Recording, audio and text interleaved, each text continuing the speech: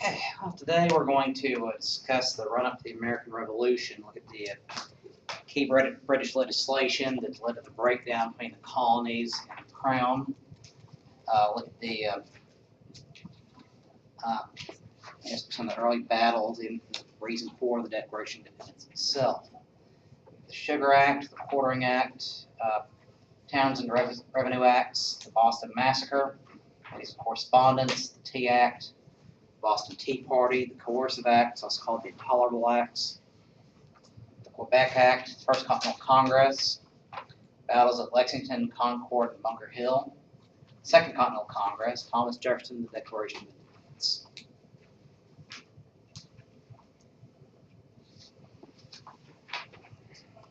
There's a lot of material here, so what you need to understand here is this happens in a relative hurry. In 13 years, between 1763 and 1776, colonies going to go from being proud subjects of the British Empire to angrily declaring their independence. Very short time period. Now, the British have won a huge victory in the French Indian War. The French threat is gone. French antagonism to the tribes against the colonies is gone, although there are still the tensions between them. But the problem is that war was very, very expensive. Wars are expensive not just in terms of lives, but in terms of finances. And if you win a big victory, you still got a lot of bills to pay. So it takes a lot of money to put men in uniform and send them halfway around the world. Give you an idea just how bad this was for the French. The French and Indian War bankrupted them. They're going to be teetering on the edge of insolvency for years, and it's going to crush their society, leading to the French Revolution. It's going to embroil the whole continent in a war in the coming decades. All that's stemming from what happened in the French and Indian War. Now Britain's doing a little bit better. Britain had a better financial system, a stronger banking system, but still it's facing a lot of financial problems. Now, one thing to be said about the British is they're not stupid. You don't build an empire that size they did and that complexity by being dumb. So they're not just pulling ideas out of nowhere and doing whatever they can to alienate the colonies because just for no reason at all. There's a reason behind all this. And the American Revolution's cause, like any other war, is economic in basis. What's happening though is the new economic realities of colonies and the economic needs of Britain itself are essentially radically at odds with each other. Now we'll see all these different taxes being imposed by the British. So the colonists paid taxes before. They paid import and export duties before. That's not the point. They recognize, be part of the British Empire, the biggest empire on earth, there comes a cost with maintaining that. Like I said, Ben Franklin had said years before all this that only two things in life are certain, that is death and taxes. The British have to have money to be able to maintain all this. It's a small outlay in taxes compared to what they're bringing in, so they're making a huge amount of money off of this. So Britain's going to have the highest standard of living in any country in Europe by the end of the 1700s. But again, it comes at a cost. There's no such thing as a free lunch. So laws have to be enforced, taxes have to be collected. You have to maintain armies to defend your positions around the world, because it's still a time when countries don't look for a lot of reasons to go to war with each other. It's a very different time in that regard.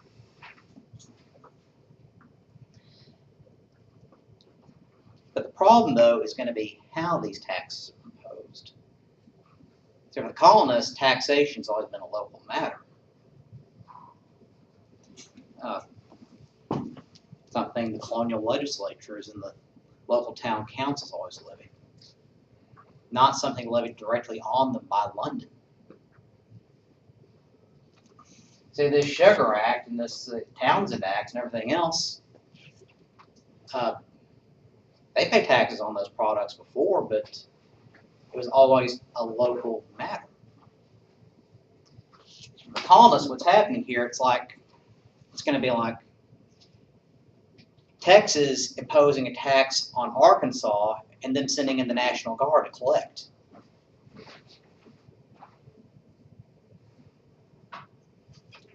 Two relatively equal bodies, separate, generally like each other, or don't dislike each other too much, depending on who's playing football that weekend.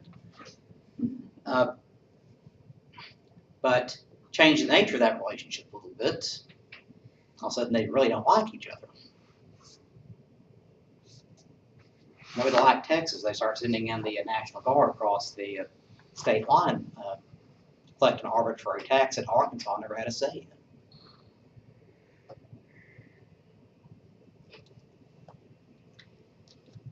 As Arkansans, and we here in South Arkansas, we see all the election ads, what's going on in Louisiana. Can Arkansans vote in Louisiana elections? No. Can Louisianians vote in Arkansas elections? No. Why? Because these are two different organizations. Two separate political entities. United in a common cause, common laws, common traditions, but separate. And that's how the colonists saw the relationship with Britain. Parliament in London had a very important role to play. They were basically the tax-making body for Britain, but just for Britain. They'd be responsible for maintaining a trade and between all the colonies at different points of the empire, but not within the colonies themselves. Remember, how many votes did the colonists get in parliamentary elections in London? 0. 0. The colonies have no representation at all. The colonies will send basically the equivalent of lobbyists over there. They call them agents, but the colonies have no voice in the process.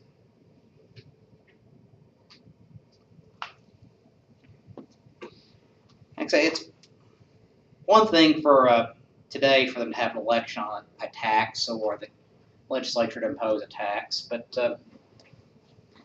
it's very different. You may not like it, but you had a voice in the process. You could vote on that sales tax. You could vote on that bond issue. You could vote for the legislator whether or not they're going to impose that new tax or not. Now, if you lost, your side lost, and the tax passed anyway, at least you had a voice in the process. Colonists don't even have that. So around this time period, you're going to have this old slogan being revised: no taxation without representation. Kind of a mouthful, but basically their point was they had no representation in Parliament. In fact, in Washington, D.C. today, residents of District of Columbia have on their license plates slogans, taxation without representation, because they have to pay federal taxes even though they have no representation in Congress. They have no votes at all. That's why residents of the District of Columbia have been pushing for statehood for so many years, so they at least have a voice in the process.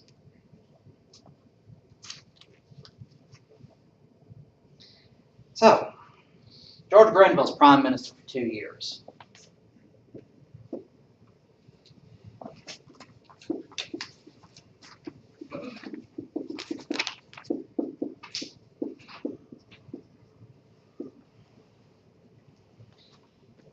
weak ruling coalition. I thought that was Grenville. It depends on how you pronounce it. But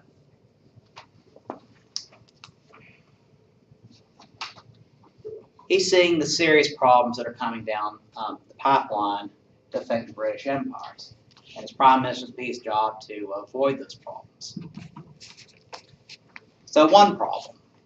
There's always a problem of mass unemployment at the end of any major war because of demobilization.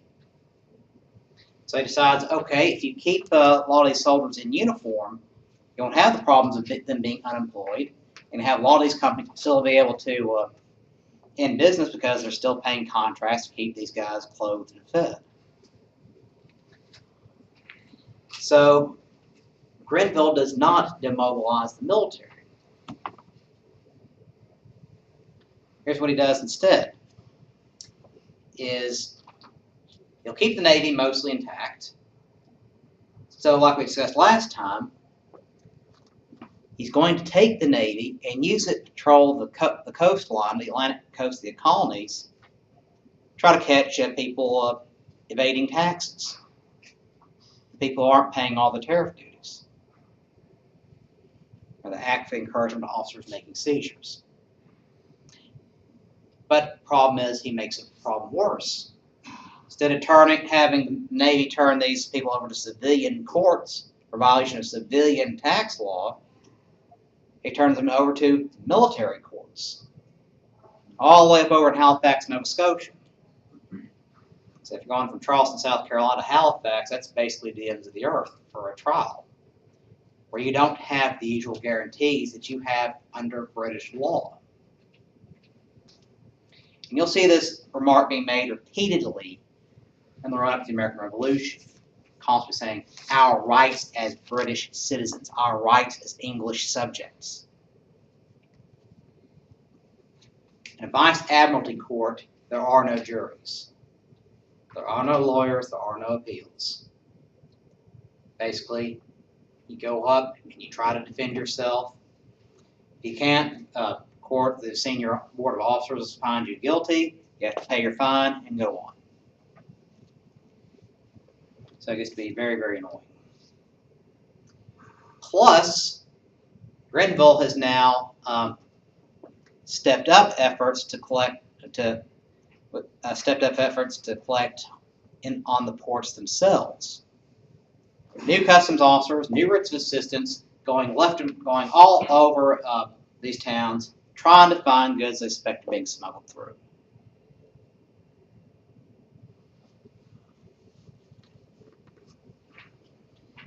Now, Grenville in England tried to impose a cider tax to try to pay off British debt, but the problem was it was so unpopular that it pushed him out of office briefly. Basically, he had a no confidence vote. King dissolved Parliament. They had a new election. Comes back in. The cider tax, which is basically, now cider, basically it's like apple cider. It's a slight difference in apple juice. It has a very slight fermentation process to it. There's a little bit of alcohol in it. Very popular drink. But people are upset about that in England. So Grenville's trying to do anything, everything else to try to shore up the British financial situation. So he's got these Vice Admiralty courts. He's got these new customs officers. And there's an increasing feeling in Parliament, the British public, that the Americans benefited so much from these wars that they should help pay for the war. Ain't reasonable the average Englishman. Of course, the average Englishman didn't have a voice in the process either. And plus, England's looking at the growth of the colonies. The colonies are maturing. They're becoming the incredible profits they'd always dreamed of. Ben Franklin, at this point, had openly predicted that at one point, the financial center of the English colonies is not going to be in London, but one day will be in America. He saw the colonies growing that rapidly, becoming that prosperous.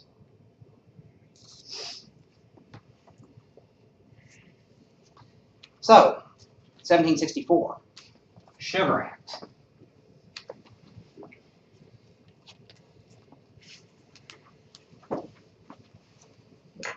This has to do all the way with the Molasses Act of 1733.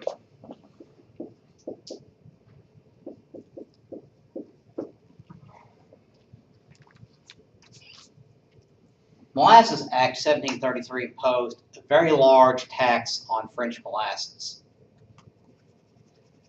Basically, all the sugar being grown in the French West Indies, these French colonies, is being stored and shipped as molasses.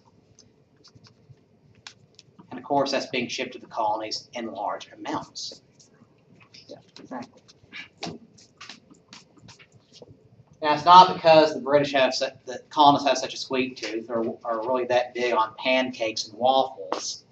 No, rum. Remember the triangular traditions. Used to distill in rum. Colonists drink it, and or they don't drink themselves. They'll sell to Britain and particularly to Africa, and African slave traders. Trade for slaves, which then are brought back to the sugarcane plantation in the West Indies. The process starts all over again.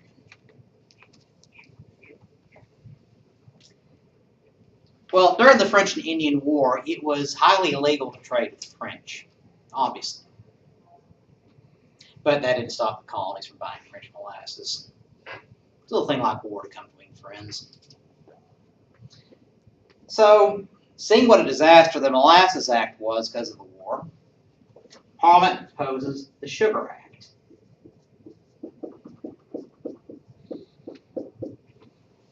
It's a variation on this. Revised duties on sugar, a few other things such as coffee, tea, wine, other things. Expand the jurisdiction of the vice-admiralty courts. But what this did was it imposed tax directly on the colonies.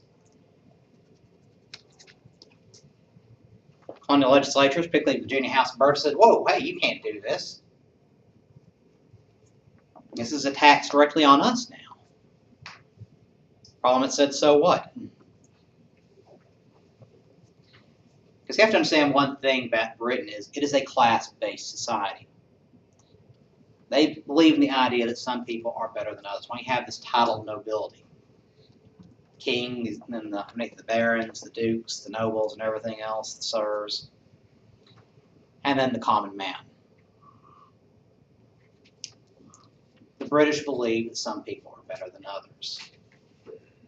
That's why the distinction in the Declaration of Independence, all men are created equal, becomes so important, because that's such a dramatic difference between how Britain operates and how the colonies want to operate. You see, these titled nobles running Parliament, they've run Parliament for centuries. They've run Britain for generations. They have all the money. And they don't want these colonists telling them what to do.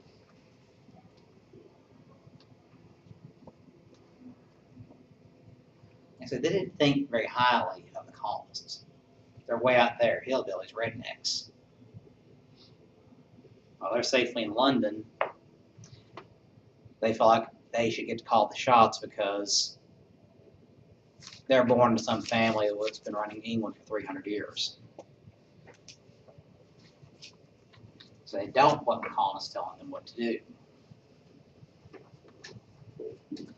So there are several colonial legislatures protest. Those protests go on deaf ears. But Parliament ups the ante in 1765, the Stamp Act.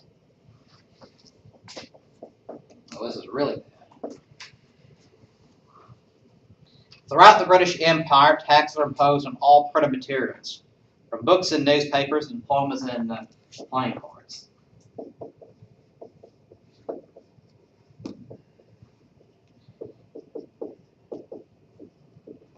Anything's printed, you got to pay a tax on it. Newspapers, dice, playing cards, marriage licenses, title deeds to properties, books. You have to have this little tax on it, this little stamp on it, show you paid the tax on it. So Britain actually had a variation on this tax in place up until the 1830s, in England itself. So colonists furiously objected. This is a brand new tax and had to pay for it, equal on everybody, not just those who are drinking rum, but on everybody.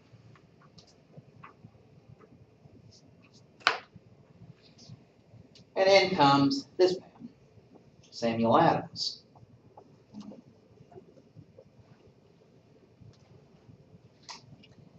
Adams was the kind of guy who, just could never quite find his path in life. His father had lost his entire fortune in a land bank scheme, basically trying to give farmers credit on their properties by letting them borrow against their land. The British outlawed that so they could maintain a banking monopoly for London. But so Samuel Adams had this deep hatred of England. His father gave him some money to try business, any business. Adams failed at that. Tried to be a tax collector for a while, but so soft-hearted he just couldn't collect on anybody. Never meet his quotas. The family actually did have little malt works. There really was a Samuel Adams beer. But Adams ran that one into the ground. Was he also responsible for the organization of the group he called the Sons of Liberty? Yes, just we're getting to it. See, one thing the colonists liked to do up on the coast was they liked to talk politics in the local taverns. Let's get together, have a couple beers, talk politics. Yeah, that's going to work out well. Well, Adams was really good at having these debates in these taverns, really popular. And so I got to grow this group called the Sons of Liberty to protest these British actions. So he'd seen what the British had done to his family. He's ready to stir up trouble against the British wherever he can. So he'd had pamphlets issued decrying the Stamp Acts and the Sugar Act, Sons of Liberty staging protests, all carefully orchestrated by Adams, that even got the farmers involved in this. Massachusetts, the Bay Colony. Adams is based out of Boston. Because where all this had been just a port matter, the British assistants, colonial agents, vice admiralty courts, and all that. Well, Adams is saying to all these farmers, even though they may not have any kind of printed materials that need any kind of stamps or anything, said, yeah, today it's here in the cities, tomorrow they're taxing your lands. So that kind of started getting the attention of people out in the countryside, too. So before long, demonstrations erupted all over Boston. They're spreading up and down the colonies. Colonial legislatures are denouncing the Stamp Act. Boston is probably among the worst of it. The Sons of Liberty are paying little boys to take dirt clods or clods of manure to throw it at British soldiers. The stamp collectors, Shack, basically, they hired him. Man got a contract to distribute the stamps for these stamp tax. Well, the Sons of Liberty basically took the little shack, tore it apart, and dumped the debris on the lieutenant governor's lawn. Made the stamp collector resign in the middle of town in the middle of a driving rainstorm. So the situation's getting very serious. Plus the fact, remember all those soldiers that Grenville did not have demobilized. Where's he going to send them? Sends them to America. Okay, he figures, well, the colonists are going to need protection against the Native American tribes, so they'll appreciate having this extra help. So he sends the redcoats over in large numbers to America. But where are they going to be based?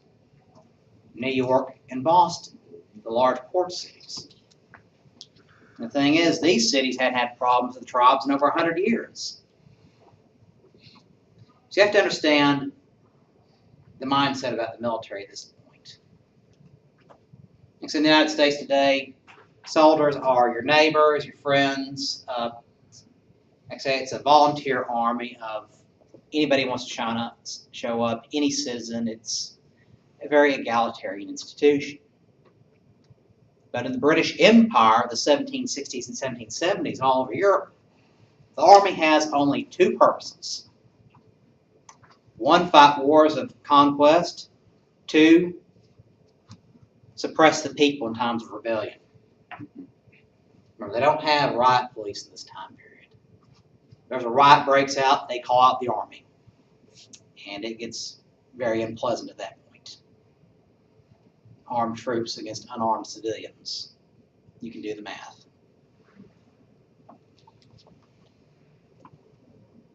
Well, now the British, or now the English, now the colonists are saying, well, now they got all these troops here in place. We didn't ask for this help against the tribes. In fact, the colonists have always fought the tribes on their own when they did. And the tribes were miles away from the cities. So since they're not there, and since there are no French to fight anymore, the tribes are miles away. The soldiers can't be there to defend the colonists against outside enemies, so it has to be option 2, suppress rebellion. And everything the British did played right into Adams's arguments. Well, Adams is soon elected to the Massachusetts House of Representatives, where he spends most of his time screaming, ranting, and raving about the English, winning huge crowds of support in the city and in the legislature. And finally, it comes to the point that the colonies decide they need to come together and meet about this. So they have what came to be called the Stamp Act Congress. Only 9 of the 13 colonies meet, but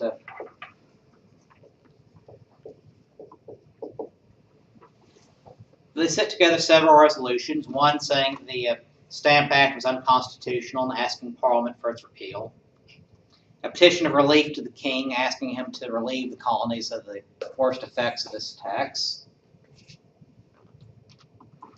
and declaring that the colonies had the right to decide their own issues of taxation. Of course, Adams is here at the Stamp Act Congress. It's not a formal legislative body. Simply, in this case, Congress just means meeting. The word Congress is going to change meaning in American government here within the next few years.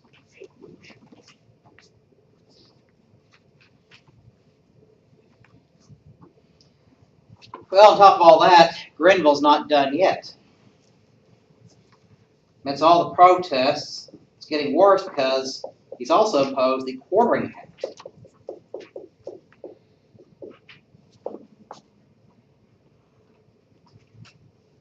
It said the colonies must provide lodging for the British troops. Headquarters of the British troops in North America, New York City. New York City is a port city. They don't have a lot of extra room. They have a lot of warehouses. Sometimes those warehouses are empty, but that's only for a short time. Yeah. Don't the British even pay for their care during the Quartering Act? Now the colonies take care of that. Expecting the colonists will do their part to support the British Empire. Now the British are going to pay the men. They're going to pay for their food, but colonies need to find a place to house all these guys. So the British are suggesting that these troops need to be housed in warehouses. Big open areas, a lot of room for everybody, but they're empty only for short periods of time because those next few ships come in, those things will be loaded to the rafters. But if those warehouses are full of troops, where are they going to put all these goods? Leave it to rot outside? causing a serious problem. So New York says, no, we're not going to follow this. The British say, we're going to suspend all legislation out of your parliament until you do follow it. Basically said, any bill coming out of the New York legislature, including just budgetary bills, are going to be held in suspension until they comply with the Quartering Act. New York held out to 1767. Okay, so they couldn't pay any bills. They couldn't pay any bills for 2 years because of that. Well, the Stamp Act, meantime, is one causing the most problems because that's affecting everybody from Georgia up to Maine.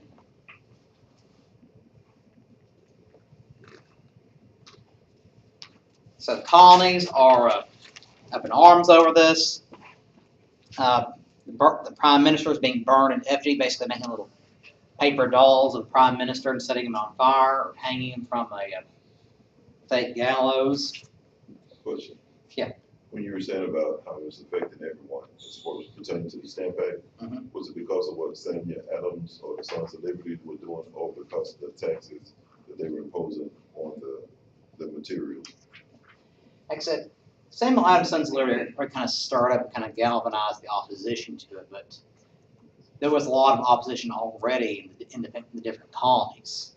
But what Adams is saying, and Sons of Liberty is saying, is kind of, it's helping form the argument against it.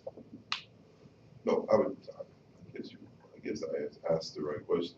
But I was saying pertaining to when you said it affected, how it was affecting up the coast, Yeah. Was it because of the taxation, or was it because of what the Sons of Liberty were doing? So everyone's protesting the Stamp Act because that's Right. affecting everybody. Okay. Like I said, the ferocity of the demonstrations is really being egged on by the Sons of Liberty. They're kind of throwing fuel onto the fire. But especially in Massachusetts, especially in New England.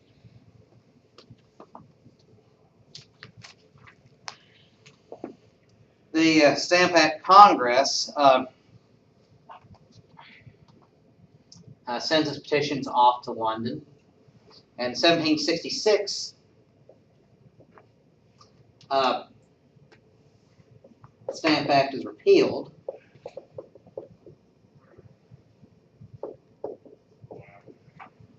But on the same day the Stamp Act is repealed, Parliament passes the Declaratory Act.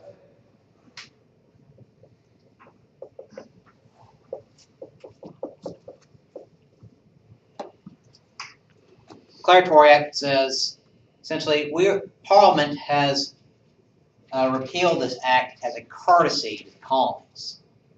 Said Parliament has the right to impose taxes on the colonies in any cases whatsoever, and rule on the colonies in any cases whatsoever in the future. As you're saying, we have the right to do this anytime we want. We're repealing it just as a courtesy. Well, the news gets back to the colonies. All anybody sees is this: Stamp Act repealed. Everyone's happy. Samuel Adams sees this: Declaratory Act warns more problems are going to happen in the future. Now, were there voices in Parliament saying the colonies have a point? Were there voices sympathetic to the colonies?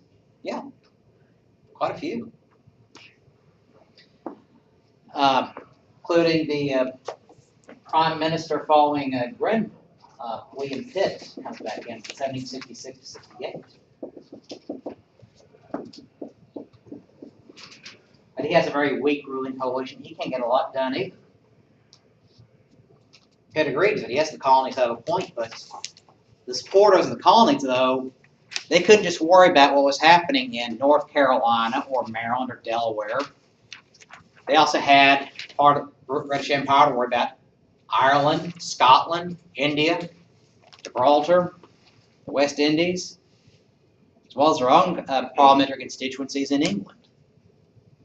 And all that to worry about.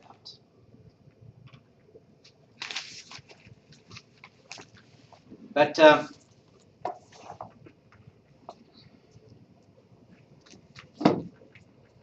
on top of all of this, though, they still had the huge problem how are we going to pay those bills? How are we going to pay off that huge debt? You don't pay up, country goes into bankruptcy. Massive economic depression.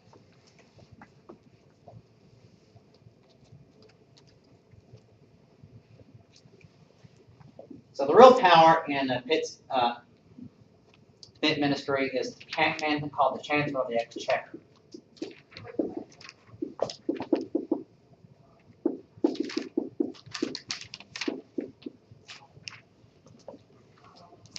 Chancellor of the Exchequer, that is basically a fancy term for treasurer. This is the guy in charge of the money in England. In this case, under Pitt, it is a man named Charles Townshend.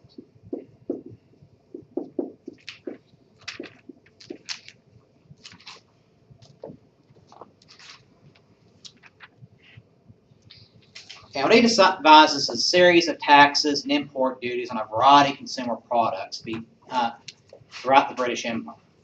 These can be called the Townshend Revenue Acts, passed by Parliament in 1767. Now, the Stamp Act Congress had imposed a boycott on British goods until the Stamp Act was repealed. And the British did respond to that, but while there was some grumbling protests against the Revenue Acts and a renewed boycott against British goods until it was repealed, it didn't quite generate the excitement that the Stamp Act did.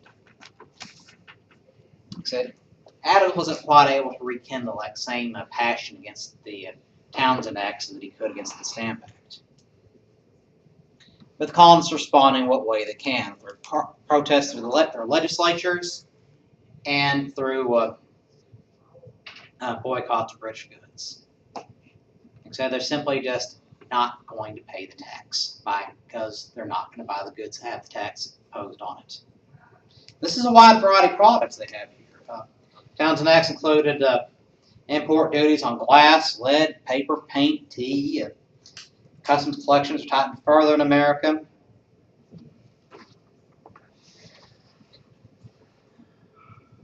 And protests, basically, though, but just essays and resolutions.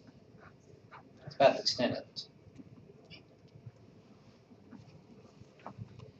So for the next few years, things just kind of crawl along at a stalemate. British aren't collecting much out of these Townshend Acts out of the colonies. Colonists aren't buying British goods. No one's really listening to anybody else, but the bills are still very high and still have to be paid. 1770, a new man becomes Prime Minister, Frederick Lord North. In this case, Lord is a title of nobility. He'll be Prime Minister for 12 years. Right. He was the guy who kept pressing more and more, I'll say, causes that led to the revolution. Is that right? Yeah, he's going to be the Prime Minister when the revolution starts and throughout most of the war.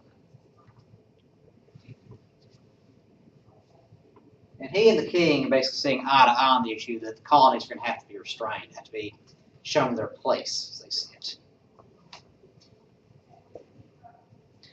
So, Lord North comes in 1770.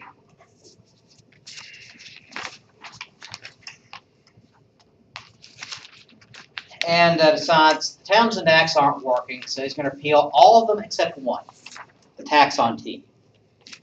That one kept in place just a reminder of parliamentary authority. So we can still do this whenever we want to, we're repealing all the others. So in the meantime, though, something really bad's going in Boston. Called the Boston Massacre.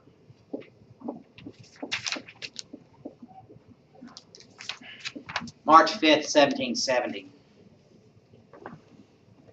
Cold, late winter night in Boston. Okay. Still snow on the ground, very cold. And spring comes a lot later in Massachusetts than it does down here. Tensions between the colonists and the redcoats have been lingering for years, even increasing because of little incidents here and there, just little slights against each other. But here's the thing about the British soldiers in America. They don't really want to be there. They're a long way from home. place they aren't really liked. And during the day, they're having to follow these customs inspectors around and have to enforce these writs of assistance. When these customs inspectors say, unload this ship so we can inspect everything, they have to be there and enforce it and watch them reload everything. But of course, the average British enlisted man, the privates, corporals, and sergeants, they don't make a lot of money. So, to supplement their income, because they have families back home to feed, they have to take a night job once in a while. In a city like Boston, New York, Philadelphia, what's the only kind of job you're going to get? Dock worker. Loading and unloading ships. So, you spend all day harassing those same people you're now working with side by side. And you're competing with those same people for wages. So, how's the reception going to be in cities like Boston, New York, and Philadelphia? Not good. Redcoats necessarily bad people? No. Veteran troops, a little rough around the edges, but working men, just trying to get by like anybody else. So, March 5th, 1770, a couple of locals are passing by a sentry house, or a couple of redcoats are standing guard here. Rifles and bayonets fixed and ready, just standing guard as a loyal soldier should. So, what exactly transpires? There's some back and forth, but this is basically what happens is an argument breaks out between these sentry guards and these locals. They start screaming at each other.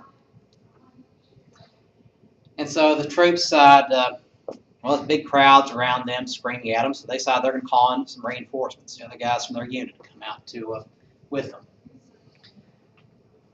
And at that point, some of the crowd tries to call in their reinforcements. So they start ringing the town fire bell.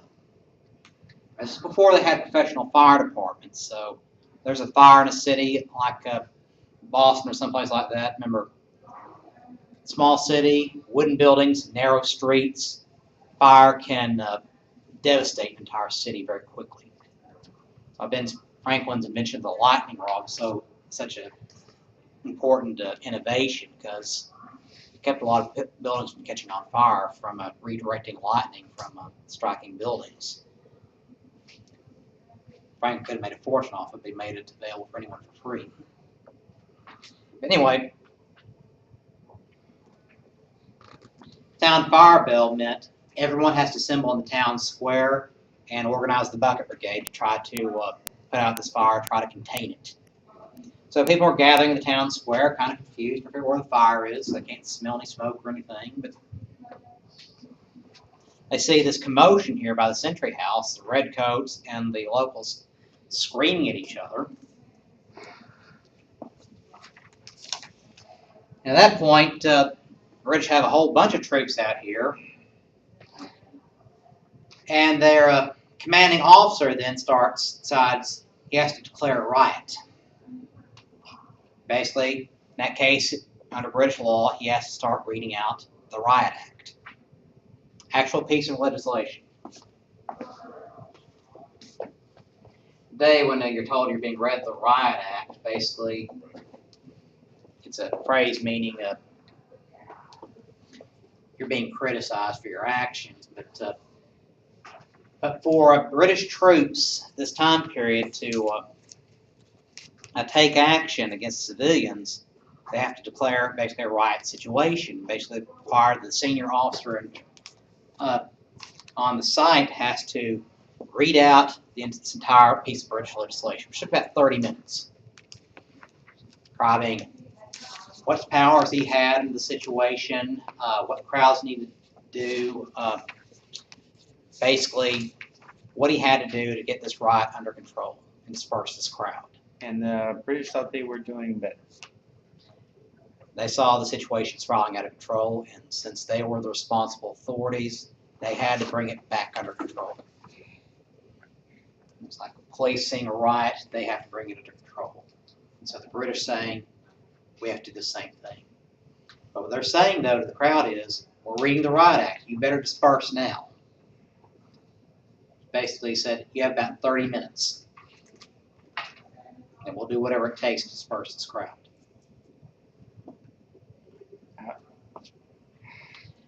But here's the thing, everyone's screaming so loudly, no one would ever hear this guy.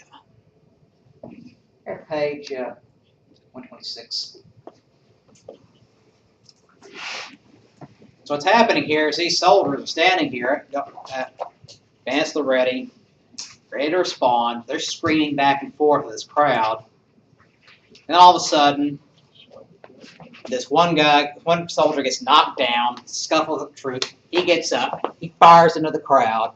Other soldiers sit and see what's happening. They see one guy fire and think, okay, we got to fire. They start firing into the crowd.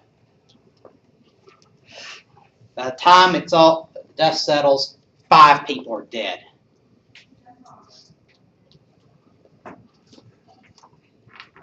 Including a man named Crispus Attucks, was an escaped slave living in Boston, part of the Sons of Liberty. But 5 people are dead. Everyone in Boston is shocked, horrified. News this spreads all over the British Empire.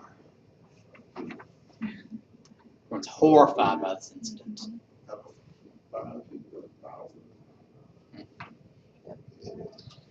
Now, Samuel Adams, he's calling for blood at this point, saying, put all the British troops in Boston on trial for murder.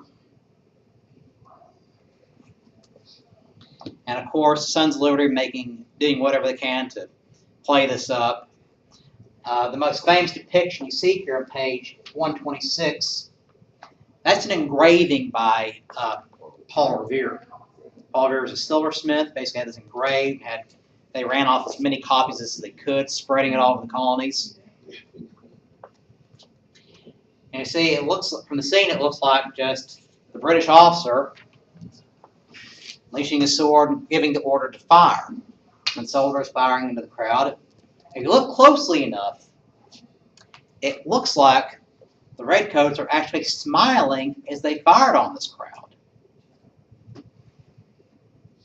Some of them, not all. Yeah. But the intended effect. Yep. They enjoyed it.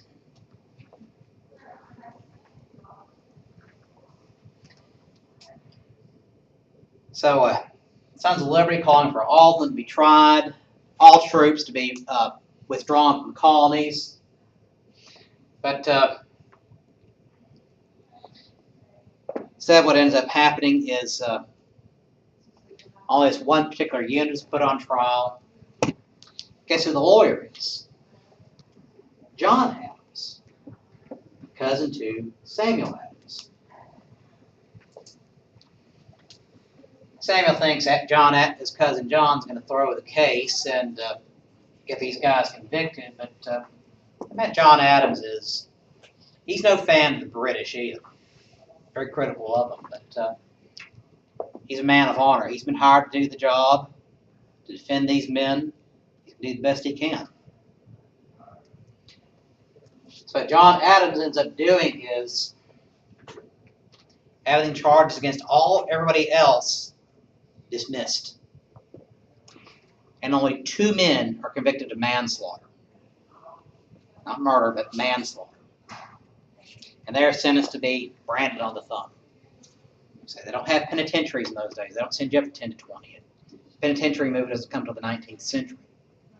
Instead, jails were simply holding centers for people for their trials, for their execution, for the punishment, which is usually either heavy fine or some kind of physical corporal punishment, public beating or something.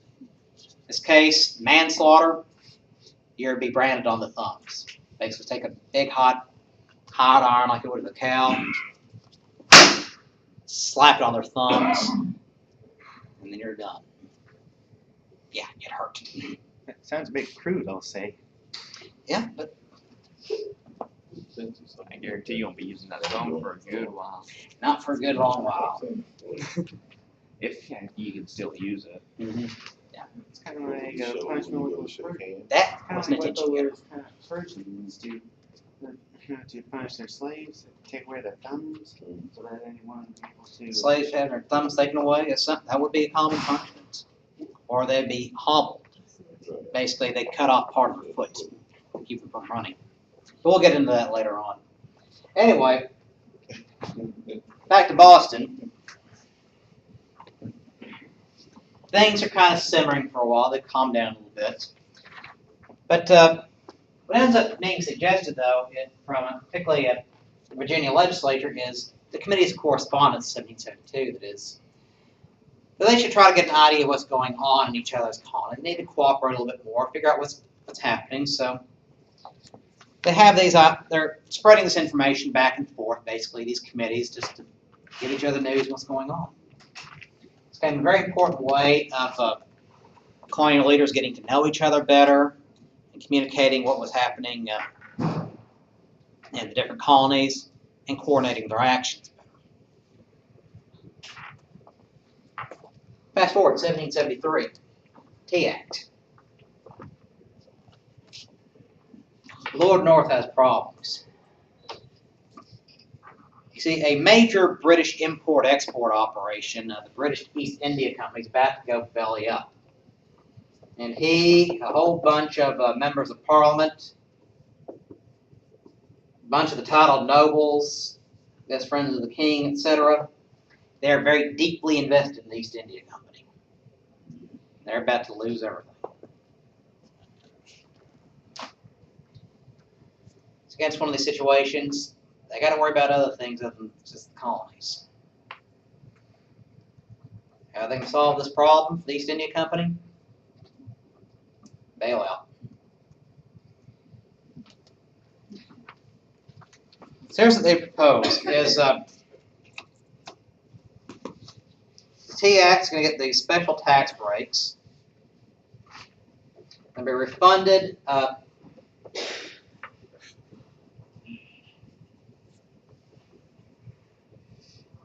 12 pence per gallon tax on tea. It's getting a big refund. They have to pay only 3 pence per gallon at port. Basically, 75% tax cut. They can undersell anybody throughout the British Empire tea. Basically, so to solve the British East India Company's problem, the British government deciding they're going to give the East India Company the monopoly on the tea trade. They're picking a monopoly. Again, standard mercantilist thinking.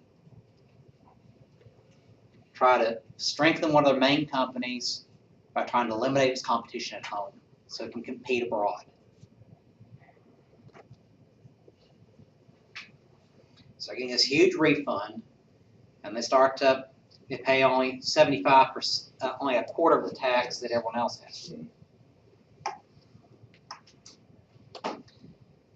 Well, Lord North thought it solves two problems. One, British East India's problem. Second, might be a nice conciliatory gesture towards the colonies. But here's the problem with the colonies is the taxes aren't the problem. It's the principle of the thing. They have no voice in the process. The colonists aren't going to be bought off by cheap tea. A lot of the colonists don't even drink it. So what's happening is the boycott against East India tea continues, and it just piles up here in ports for years. In fact, here's a funny thing about this. A lot of this tea that's being people are so causing so many of these problems. When the American Revolution starts, the colonists are going to seize this tea and sell it to raise money for the Revolutionary War effort.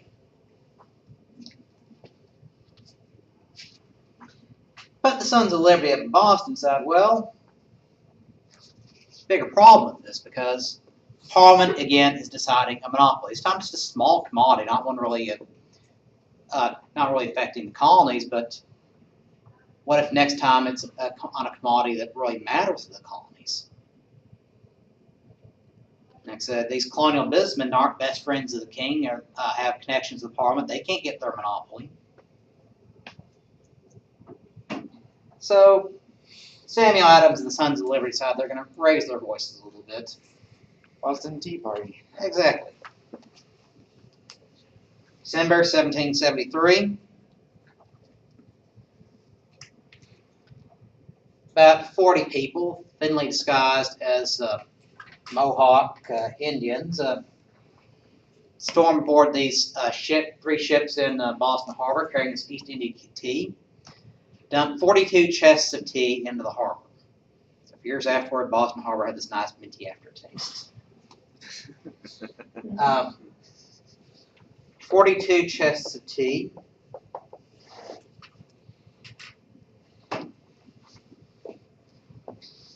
Which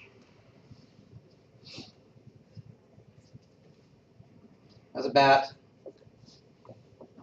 150,000 pounds sterling in revenue lost. Today's money is about $1.5 million in damage, maybe more than that, a couple $1 million in damage. No wonder, right? No wonder why they were real unhappy. Crowds are cheering on from shore, seeing this happening, but of course afterwards, no witnesses, nobody saw a thing. So the British are incensed. Even critics of the British, like Ben Franklin, said to Boston, maybe you've gone too far this time. Maybe you should apologize. Britain never apologized. A couple of port cities in Massachusetts even condemned the Tea Party. But Samuel Adams was hoping the British would respond very harshly against everyone, and the British did. They called the Coercive Acts. It's called the Intolerable Acts. A series of 4 laws designed to punish the people of Boston for the Boston Tea Party, punishing everybody, including such legislation as the Boston Port Act. The Port of Boston to be closed from June 1st, 1774 until the tea is paid for. That is their economy right there. Until when is it paid for? The tea is paid for. Oh. All that. That's about 1/3 of the revenue the British are trying to pull in off from just the Sugar Act that year. Next, a lot of people afraid, well, I do business with the British too. What if sometime, one of these days, these guys come after me just because I did business with the British? A lot of people are afraid. A lot of people thought they went too far, but Parliament is convinced Massachusetts is in a state of rebellion and has to be treated as such. But remember, you close a port city, that city's port, that's their food supply too. It's seafood in Boston. You've shut down their economy. Also,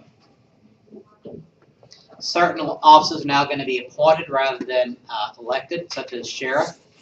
In Massachusetts, the sheriff chose juries. Another piece of legislation, any British official or soldier accused of a crime in Boston will be tried in England rather than Massachusetts. Saying that these troops couldn't get a fair trial in Massachusetts. No matter what it was, theft, assault, whatever, the trial's going to be in England.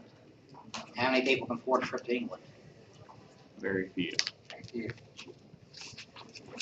A new quartering act.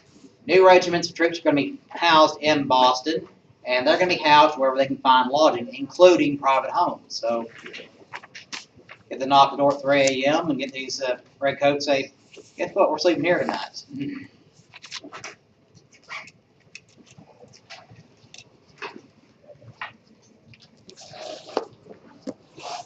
So the colonies, all 13, are horrified by what's happening. And this is going to put the colonists and the British on a collision course to the American Revolution. It's going to start because of this. And one other thing the British decided to do, the royal governor, who had been appointed by the king, they're appointing a new royal governor, military general, named Thomas Gage. So essentially, Massachusetts is now under martial law. That's where it stops. And the trouble begins.